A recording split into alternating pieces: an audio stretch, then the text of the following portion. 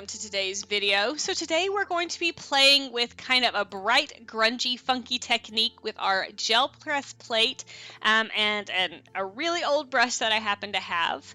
And we're going to just be having some fun. I'm also going to be using this printable that I'm going to have down below for you guys in the comment or in the description so that you guys can get this for free and you can make this same page if you'd like or something different, whatever you would like with that free printable.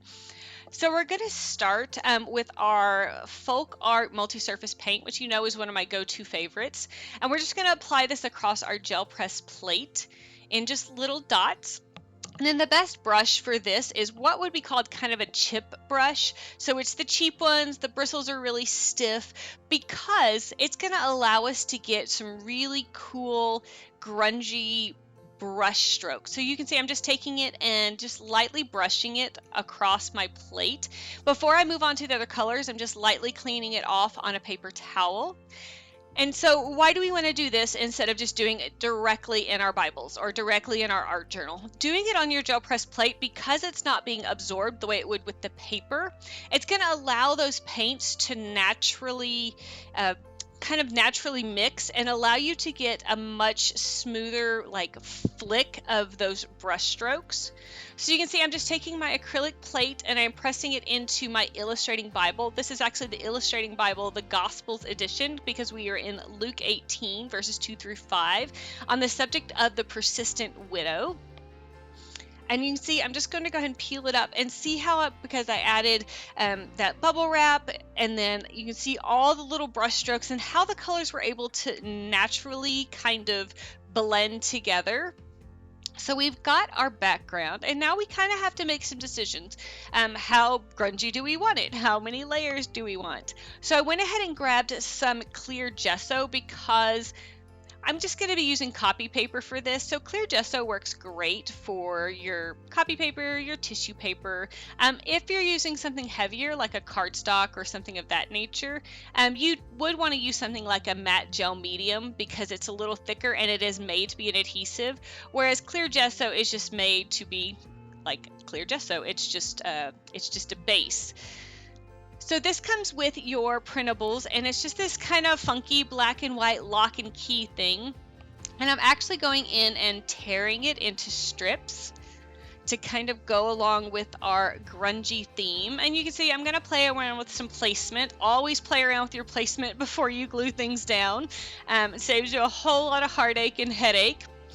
So like I said earlier, we are in Luke chapter 18 verses 2 through 5 discussing the persistent widow. If you'd like to see a full devotion on that, I'll leave a link down below that you guys can watch that if you would like. But the main thing we wanted to discuss in this was just the idea that she did it anyway, which is kind of the basis for today's entry, because we know that she is known to be the persistent widow. We know that she went before the king numerous times, but have we ever stopped to think about what she had to overcome to become the persistent widow? What fear, what anxiety, what maybe depression, what desperation, all the things she had to get over in order to do it, but she did it anyway. She did it scared. And so I'll link to that full devotional if you guys are interested, but it was just a really great time of just really rethinking the story of the persistent widow from a perspective that maybe sometimes we don't think about. We only talk about her persistence, but not about what it took to find that persistence. Of course, I am taking my clear gesso and putting it across the entire page because, as we discussed before, it allows our mediums to look the same on both sides, because if I added a medium to the acrylic side and the naked side, they're going to look a little differently because of the absorption of the material. So adding that clear gesso all the way across it will help with that. All right, now it's time to start grunging up our page. This is a stamp from Tim Holtz. It actually was a set of stencil and stamp. It's one of my favorites. It's just kind of, I don't even know, it's just grungy dots. I don't even know what it's supposed to be.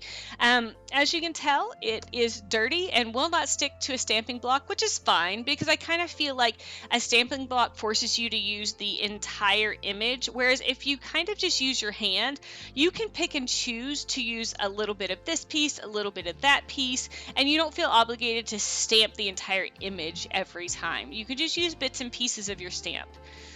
And before I accidentally cover it up, because you guys know I've done that numerous times, I'm going to go ahead and highlight our verses that we're discussing. Again, we're in Luke 18, verses 2 through 5, the parable of the persistent widow. And so we know I sometimes tend to accidentally cover things up, so I thought it best to go ahead and highlight that before I did that. So I'm really loving where this is going. I feel like maybe we need maybe just a little bit more grunginess. So I've got this stencil. It's from Carabelle Studios, and I'm just going in and just adding more of that kind of circle detail. The ink I'm using for this is the archival ink in jet black, because you guys know that's my favorite, and it dries permanent, so I can add more layers and not worry about lifting up anything that I had already put down. So now we're going to go a little old school, and we're going to take our paint and the end of our brush and just use our brush to make little dots and little swipes. And what that's doing is it's bringing that background color into the foreground, kind of foreground meaning the top, the thing that's closest to you. And so adding it to the edges of our paper to make that pop a little bit more, and just having fun and just adding color. You'll notice I kind of let the color trickle all the way to the right side where the spiral is, because I like my color scheme to kind of encompass the entire page. Some people just like to stay in the margins. Totally fine. As always, there is no right or wrong way to do this. So now we're going to go in and play with our placement of our wings and our title of Do It Anyway. And that's kind of what we discussed. Well, and if you listen to the devotional, is just the idea that despite all the things that were in her life, that the tragedies and the societal things and all these things that could have kept her from being the persistent widow, that she did it anyway. And that was kind of what we wanted to, what we discussed. And so I wanted that idea of do it anyway, and the wings, and that the freedom that those wings give, and the freedom that we can find when we choose to do it anyway, when we aren't held back by fear or held back by society or those things that would keep us from doing what God wants us to do. So I'm going back in with that stamp and just pressing it onto my page on top of my wings a little bit, and then just adding that pop of color because I thought it was just a little too stark white. You can see my messy hands right there. And so I just wanted to kind of tone down the white a little bit on my wings. So here's a little great tip. If you don't have watercolors, just water down your acrylic paint a little bit. Here I wanted to create kind of a yellow halo around my wings. So I took that watered down yellow and just applied it around, and then went back with my finger and kind of just smeared it, I guess is the correct word. Because I didn't want a really harsh edge, so just adding a little bit more water and moving it around with my finger helped that a lot, and it gives you kind of that halo glow that I really wanted to make those wings pop off that background a little bit more. And as you can tell, the heat gun was my friend on this particular page. And now we're going to go back in and just continue to add some pops of color. I like using this too because we added dots, we added the kind of circles, there's a lot of circles going on. So I wanted to add these lines so that there would be a contrast. So not only are we adding color, there's going to be some really cool pops of that yellow on that right there. I love that right there. The yellow on the pink and all this kind of stuff. But it's also going to just add a little bit more texture that's not round. Because we've got so many round objects going on, it's going to make that contrast a little bit, I don't know, the contrast works and it gives it a little more oomph. So of course, heat gun is my friend again.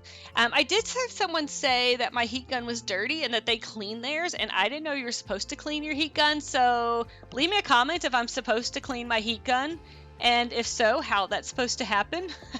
And of course, it wouldn't be a Carrie messy goodness if I didn't add some scribbles. Of course, I did remember to add the date as well. And I think that is the end of our video.